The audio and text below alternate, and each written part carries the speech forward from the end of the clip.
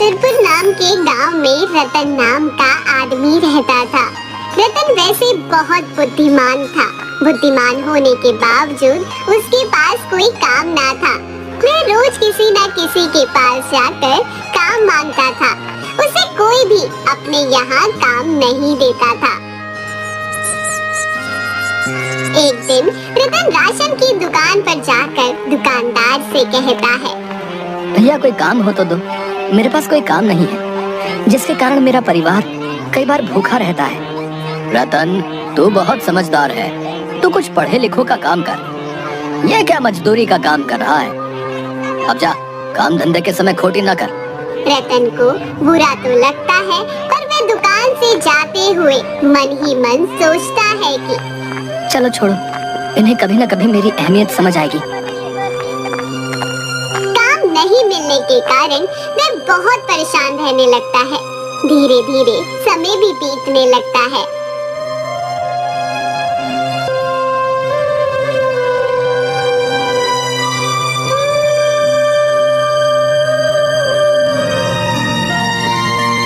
एक दिन उसकी पत्नी सुनीता उससे कहती है, अजी सुनते हो, तुम्हें कहीं काम नहीं मिल रहा तो आप एक बार राजमहल जाकर राजा जी से विनती करके उन्हीं से काम मांग लीजिए।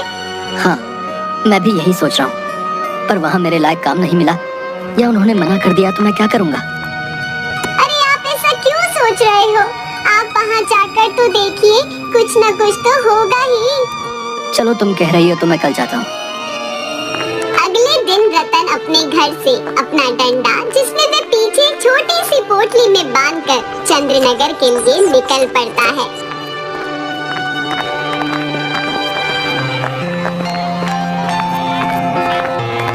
चंद्रनगर पहुंचने के बाद वह वहां लगे साप्ताहिक हाट और मेले में घूमता हुआ राजमहल पहुंचता है।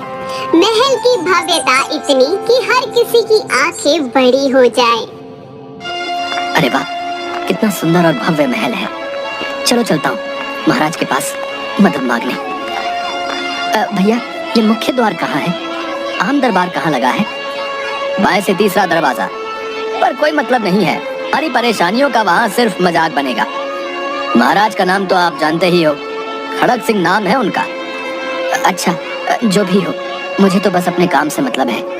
इतना कहता हुआ वहाँ से चला जाता है। महल के मुख्य द्वार पर पहुंचने के बाद वह देखता है कि आज राजा ने आम जनता के लिए दरबार लगाया है, जिसमें राजा लोगों की समस्या सुन उनका मजाक बनाने लगता है। हालांकि लोग राजा के पास आना नहीं चाहते थे, पर उनकी परेशानी का हल के लिए उन्हें राजा के महल आना पड़ता था। लोगों की सुनवाई वाली कतार में रतन भी लग जाता है और अपनी बारी का इंतजार करने लगता है।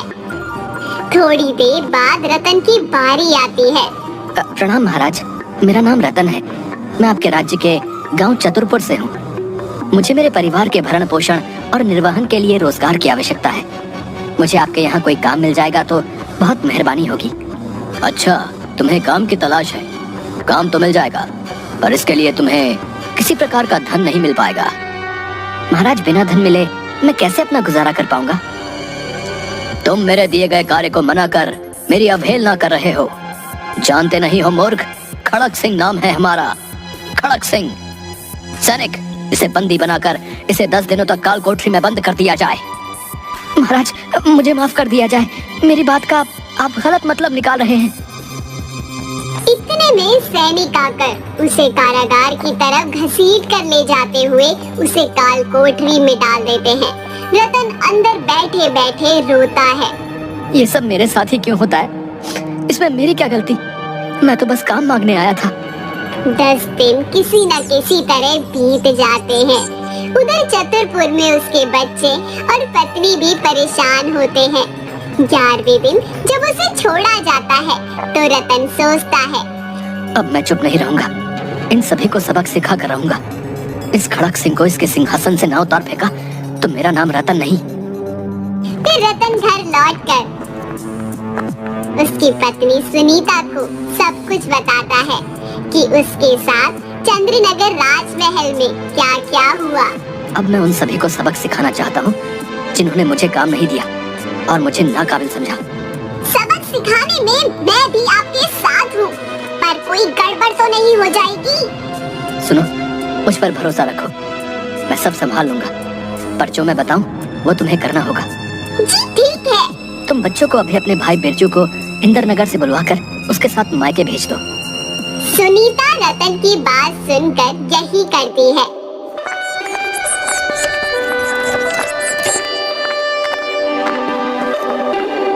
और बिरजू से कहती है, सुन, बच्चों का ख्याल रखना, साथ ही अम्मा और बापू से कहना कि मेरी चिंता ना करें। जी ठीक है दीदी। बिरजू बच्चों को लेकर चला जाता है। दूसरे दिन रतन सुनीता बात कर रहे होते हैं। तुम आज काम जल्दी करके थोड़ा आराम कर लेना, हमें रात भर जागना होगा, साथ ही बहुत सारा काम करना होगा। जी ठीक है, पर आप बताओ तो सही, मुझे क्या करना होगा? अरे मैंने पहले ही कहा था, जो मैं कहूँ वही करना होगा। अभी जो मैं कह रहा हूँ वही करो, तुम्हें सब समझ में आ जाएगा। सुनीता और रतन दोनों मिलकर सारा काम निपटा कर रात का इंतजार करने लगते हैं। रात का मध्य पैर होते ही रतन सुनीता को जगाता है। सुनीता उठो, उठो, जल्दी करो। सुनीता उठते हुए, जी कहिए, मुझे क्या करना होगा? जो रोटियां बची हुई हैं उसे लेकर आओ और उसे 4 हिस्सों में बांटकर आधी तुम रखो और आधी मुझे दो। सुनीता ऐसे ही करती है, रोटियां लाकर आधी आधी करके आपस में बांट लेती है। बाहर चलो। दोनों घर से बाहर आ जाते हैं। तुम इन कुत्तों को धीरे धीरे रोटी डालकर गांव के बाहर तक ले जाने की कोशिश करो, जिससे कि कुत्ते मुझ पर भौंके नहीं। कुत्तों की आवाज न होने के कारण कोई भी नहीं जागेगा। सुनीता भी बात को समझ गई। वह कुत्तों को रोटी डालकर गांव के बाहर तक ले जाती है। दूसरी तरफ रतन गांव में रहने वाले रमेश की गाय को खोलकर इंद्रनगर के रास्ते पर चलने लगता है। इसके बाद सुनीता भी उसी के पास आ जाती है। मैं इन सभी गायों को लेकर तुम्हारे गांव जा रहा हूँ, इसे वहाँ के पशु बाजार में बेच आऊंगा। कोई मेरे बारे में पूछे तो कह देना कि मैं तुम्हारे मायके बच्चों का सामान देने गया हूँ। रतन गाय को लेकर इंद्रनगर के पशु बाजार में बेचकर अपने गांव चतुरपुर वापस आ जाता है। सुनीता के पास आकर, ये लो भाग्यवान, पूरे 500 रुपए। इन रुपयों को अभी किसी के सामने मत निकालना। सुनीता भी हाँ में सर हिला देती है। साथ ही वह उस दिन हुई दुर्घटना का ब्यौरा रतन को देने लगती है। आज सुबह जब किराना दुकानदार रमेश गाय की चोरी होने की वजह से रो रहा था। अच्छा हुआ उसने भी मुझे काम देने के लिए मना किया था। अब धीरे धीरे चतुरपुर गांव के अलावा आसपास के गांवों में चोरियां बढ़ने लगी थी। लोग भी परेशान होने लगे थे, जिसके चलते आसपास के सभी गांव वाले सभी राजा के पास जाकर चोरियों की शिकायत करते हैं। महाराज, सभी गांव में पालतू जानवरों की चोरी होने लगी है। खड़क सिंह के होते हुए चोरी? अच्छा, हम देखते हैं, तुम लोग सभी जाओ। लोगों के जाने के बाद राजा अपने मंत्री से बात करता है। मंत्री जी, इनके पशु चोरी होने से क्या हमें कोई नुकसान या फायदा है? जी महाराज, पशु चोरी होने के कारण जो पशुपालक हमें पशुओं से होने वाले धन फायदे का कुछ हिस्सा हमें कर के रूप में देते हैं, अब पशु ना होने के कारण वो हमें नहीं मिल पाएगा। राजा बड़ी दुविधा में पड़ गया। सोचने लगा कि अब वह क्या करे क्या ना करे। मंत्री जी, आप जांच करवाएं कि पशु कहाँ जा रहे हैं और कौन चोरी कर रहा है। जी महाराज, मैं जल्दी ही चोर को पकड़वाता हूँ, परंतु महाराज मेरे मन में इसके लिए एक रास्ता सूझा है। क्यों ना महाराज हम हर गांव में एक बाड़ा बनवाकर वहाँ जानवरों को रख देते हैं। देख रेख के लिए एक चौकीदार रख देते हैं। चौकीदार वहीं का स्थानीय हो, जानवरों की रक्षा होती रहेगी। माह के अंत में चौकीदार पशुपालकों से कर लेकर हमें देता भी रहेगा। ये विचार मुझे काफी पसंद आया। ठीक है, इस सूचना को सभी गांवों में पहुंचा दो। राजा ने सभी गांव में यही आदेश ढोल बजवा के प्रसारित करवा दिया कि चतुरपुर में जो भी चौकीदार बनना चाहता है उन्हें अपना नाम सरपंच के पास लिखवाना होगा। सुनो सुनो सुनो, महाराज के आदेश से आप सभी को सूचित किया जाता है कि मवेशियों की रक्षा हेतु एक बाड़ा बनवाया जा रहा है। साथ ही एक चौकीदार को भी रखा जा रहा है। जो भी चौकीदारी करना चाहे वो सरपंच के पास अपना नाम लिखवा दे। सुनो सुनो सुनो। रतन भी अपना नाम लिखवाने जाता है। मुखिया जी, मेरा नाम भी लिखवा दो, बड़ी मेहरबानी होगी। अरे रतन, पढ़े लिखे होते हुए ये काम कर रहे हो? क्या करें मुखिया जी, कुछ काम ही नहीं है तो यही सही। अब तुम्हें करना ही है तो ठीक है।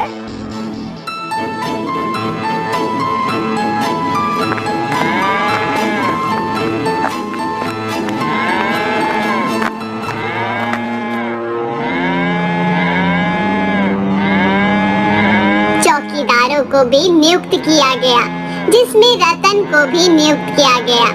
रतन और उसकी पत्नी बहुत खुश हुए। रतन के मन में अभी भी राजा के प्रति गुस्सा भरा था। रतन गांव वालों की तरफ से जो जानवरों मवेशियों के लिए जो चारा लाता, उसमें से वे थोड़ा सा चुरा कर दूसरे गांव में बेच देता।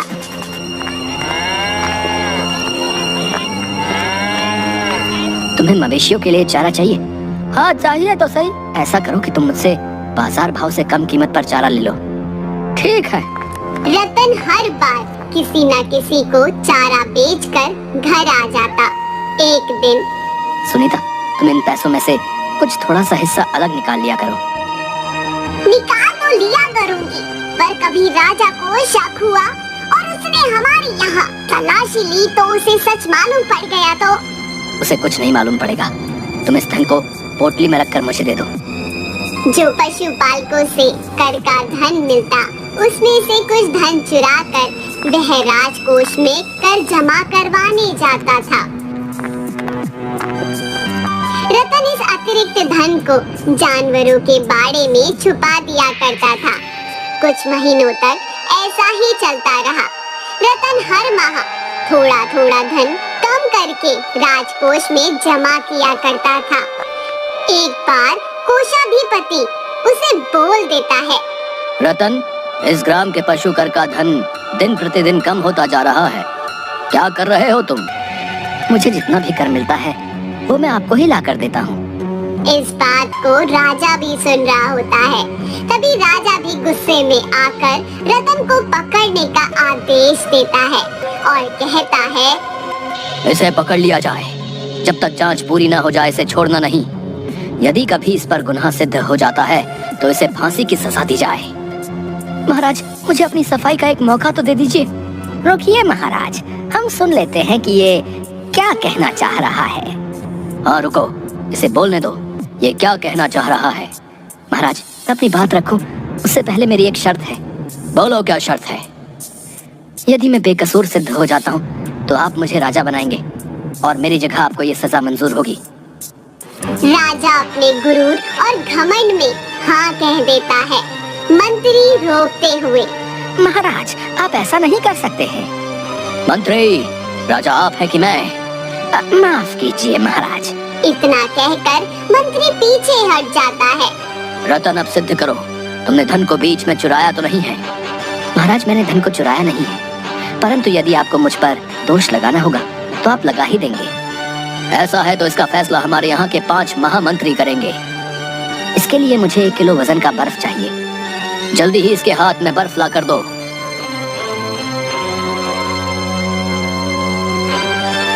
रतन के हाथ में 1 किलो बर्फ का टुकड़ा दिया जाता है। रतन बर्फ का टुकड़ा अपने हाथों से दूसरे मंत्री के हाथों में दे देता है। दूसरा मंत्री फिर तीसरे मंत्री के हाथ में दे देता है। ऐसे करते हुए वह राजा के हाथ में पहुंच जाता है। तभी रतन कहता है, महाराज रुकिए, रतन महाराज के हाथों से बर्फ के टुकड़े का वजन जांचने को कहता है। इसका वजन काफी कम हो जाता है। महाराज, इसमें से लगभग 200 ग्राम बर्फ कम है, तो 200 ग्राम बर्फ की चोरी आपने की है। क्या कह रहे हो तुम? इतने में सैनिक रतन के घर की तलाशी लेकर और गांव वालों से बात कर राज दरबार में आते हैं। महाराज की जय हो। सुनाओ, क्या खबर है? महाराज, हमने इस घर की तलाशी ली पर कोई अतिरिक्त धन नहीं निकला। साथ ही हमने गांव वालों से बात की परंतु किसी ने भी कुछ नहीं बताया है। यही तो मैं कहना चाहता हूँ महाराज। गांव में किसी का जानवर मर जाता है तो लोग उसका कर नहीं देते हैं। कोई अपना जानवर बेच देता है तो उसका कर कम हो जाता है।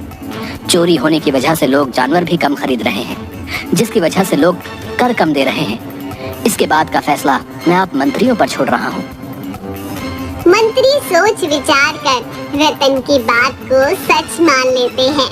साथ ही राजा के वादे अनुसार उसे दूसरे दिन एक दिन का राजा बना दिया जाता है। पुराने राजा को बंदी बना लिया जाए और उसे पुराने गलत फैसलों के लिए फांसी की सजा दी जाए। आप क्या कहते हो मंत्री जी? यह सुनकर मंत्री राजा रतन से, रतन महाराज, हमें सलाह का एक मौका प्रदान करें। जी मंत्री जी, आप सभी मंत्री सलाह कर लीजिए। यह सुनकर सारे मंत्री अचंभे में पड़ जाते हैं। इसके बाद सब आपस में सलाह करने लगते हैं। पुराने राजा ने कभी भी हमारे विचार रखने का मौका नहीं दिया। साथ ही पुराने राजा के समय उनकी मनमर्जी के कारण राज्य में कानून व्यवस्था भी सुचारू ढंग से नहीं चल रही है। इसी के साथ विदेश आक्रमण भी बढ़ने का खतरा है। हाँ हाँ, आप सही कह रहे हैं। मंत्री रतन के पास आकर, रतन महाराज, आप इन्हें जो भी सजा देना चाहते हैं वो दे दीजिए, हम आपके साथ हैं। पुराने राजा को फांसी की सजा को माफ करने के लिए गिड़गिड़ाने लगता है। मुझे माफ कर दीजिए, मुझसे गलती हो गई। मैं समझ गया मेरी क्या गलती थी। मैं अहंकार में आ गया था। रतन समझ जाता है और उसे माफ कर अपनी सेना में शामिल कर लेता है और राज्य में सभी बेरोजगारों को काम दे देता है, जिसके कारण सारा राज्य खुशहाल हो जाता है।